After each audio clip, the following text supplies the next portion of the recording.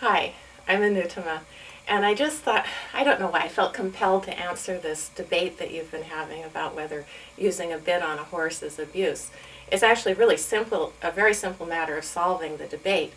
But what I really wanted to talk about is why are you, what reason do you have inside you to be debating such a matter in such a vehement fashion? So, first of all, quickly, the easy way to solve the debate is just simply ask the horse.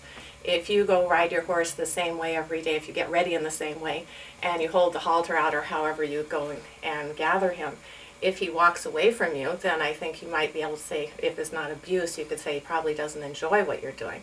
If he comes with you willingly, then how could you possibly say that's abuse?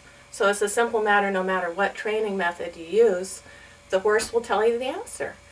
The matter that I really wanted to discuss is why are you putting so much passion into this debate? And I think the answer probably lies in the subconsciousness.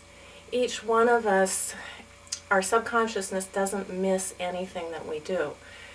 And sometimes there are things that we do that cause us to hate ourselves. Now I know myself, I don't want to come off like a holier than thou vegetarian, which usually if you tell people I'm a vegetarian, then they kind of shun you. It actually makes you a bit of an outcast because people think, oh, that means you think that you're better than I am. And I can assure you I'm not better than anyone. If there was videos on the internet of me at my worst, you probably wouldn't even listen to anything I say.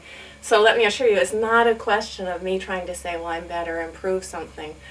But I want to say that you're probably judging yourself a little bit. And if you're trying to make yourself feel really good about arguing, well, I'm less abusive than you, and then at the same time, if you are actually partaking in the cruelty to animals that's being perpetrated by the commercial meat industry, you don't think about it consciously, but your subconsciousness does not miss what goes on. These animals is beyond cruelty, how they live their lives. You can say, oh, well, they were raised for that, but would you like to be raised that way? Would you like to be 9 chickens in a 12-inch by 12-inch that they have to grow really thin just to be able to fit in there? What a hellish life. They can only do that to chickens, not higher animals, because higher animals would just die from the misery of it. And I can honestly say that I am cow-sitting a cow that came from the dairy industry, and she's just a wonderful personality.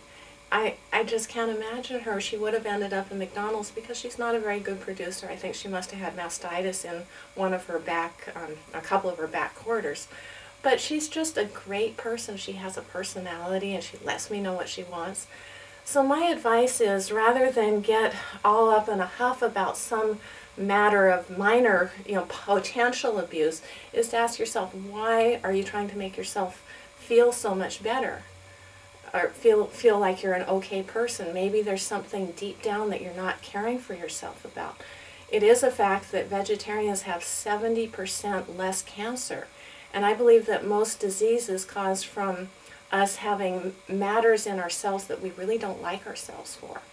And the first step is not to give up eating meat, but just to be honest with yourself, to say, hey, maybe this is wrong, maybe I don't like what I'm doing, maybe make an effort to, rather than just purchase meat, to actually purchase the animal, get to know it a little bit, kill it yourself, and then realize, oh, maybe this isn't what I want to do. And gradually, there's a thing called synchronicity.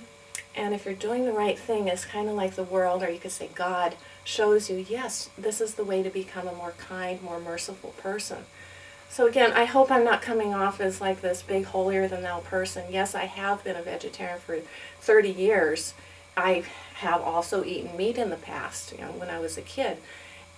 It doesn't mean that I'm a better person. It just means that I have taken the time to think about what I'm doing, given myself permission to be different, given myself permission to be a bit of an outcast, because again, people don't like to have these things brought up, but it is an issue that you could think about, not so that you can become a better person, but so that you can like yourself more.